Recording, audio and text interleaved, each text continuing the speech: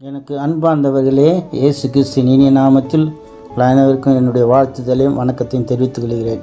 இந்த நாளிலும் கலாத்தியர் 6:7 மோசம் போகாதிருங்கள், தேவன் தம்மை பரியாசம் பண்ண விட்டார். மனுஷன் எதை விதைக்கிறானோ அதை அறுப்பான். இந்த வசனத்தில் நாம் பார்க்கும்போது விதை என்பது அதை நாம் நிலத்தில் விதைப்பது, அறுவடை என்பது வளர்ந்த பயிரை வெட்டுவது. நாம் முதலில் என்ன காரியங்களை செய்கிறோமோ, ஆரம்பத்திலே நாம் என்ன காரியங்களை விதைத்தோமோ அதை தான் இப்பொழுது நாம் அறுத்து கொண்டிருக்கிறோம். எனவே நாம் முன்னதாக நாம் எதை செய்தோமோ என்பதை யோசித்து பார்த்து நாம் நிதானமாக பேசும்போது நாம் மற்றவர்களை குறை கூற முடியாது.